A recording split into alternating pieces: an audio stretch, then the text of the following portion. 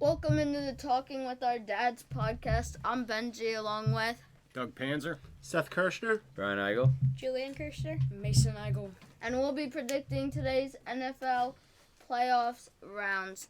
Someone want to start us off here? So for the first game on Saturday, we have the Houston Texans going to Baltimore to play the Ravens. I think that Houston is going to win this one and pull off the upset. Lamar isn't great in the playoffs, and they absolutely dominated the Browns, who aren't that much worse than the Ravens.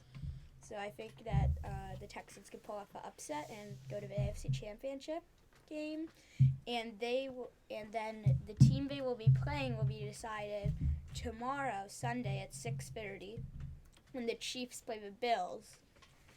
This is a huge rivalry, Allen against Mahomes. Some people are now comparing it to Manny Brady, and I think that the Chiefs are going to get the win. I don't know if I can really call that an upset, because it's like an even game. I think that Travis Kelce is going to put Taylor Swift out of his mind, and that they will get the win and shock Bills Mafia. Julian, I got to tell you, I think you might be right when you talk about Lamar not being able to pull it off. I agree. I think Lamar's just going to choke. Yeah, I think this is not his year. I think he's angry still, and I don't think that's going to get him through his postseason curse. So I think you're right about that, my friend. Okay. But I think the Bills Mafia is going to prevail. I think this is Josh Allen's time.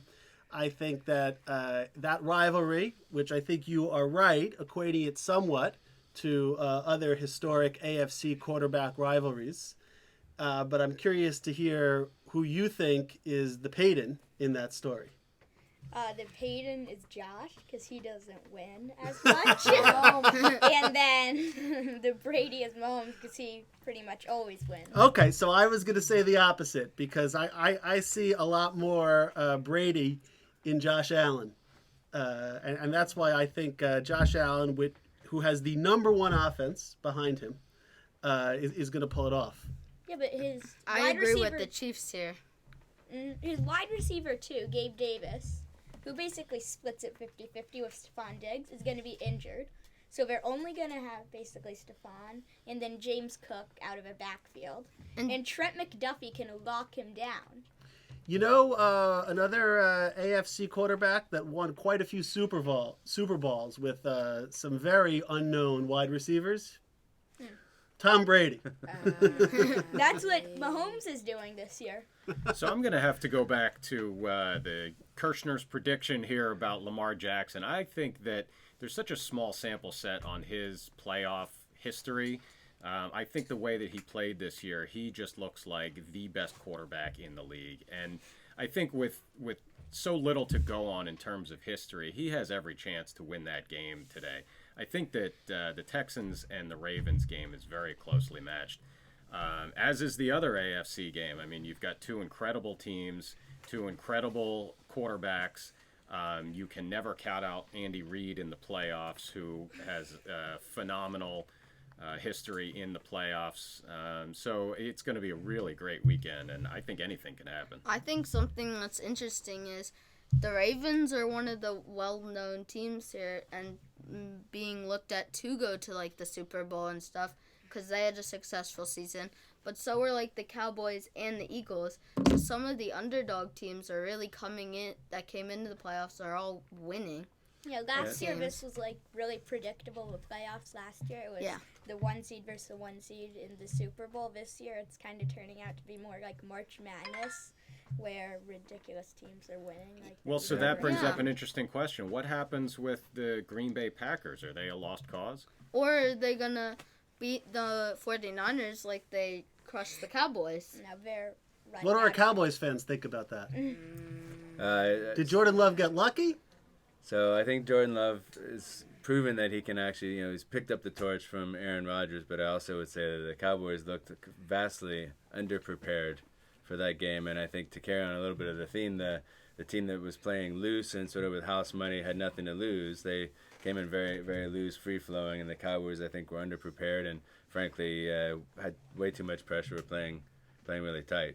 I would be shocked if the 49ers would come in underprepared, but at the same time, they've got a lot of pressure on them. So I think the Packers, I think also the Texans, back to thinking about the AFC matchups, you've got the Ravens, the Chiefs, and the Bills all have a fair amount of pressure on them. The Texans are sort of playing with house money. I think the Packers are not expected to be here. They could play free and maybe even call some surprise plays that may not otherwise be ready for. I think the 49ers are going to win that game because on paper, they have the best team in the NFL.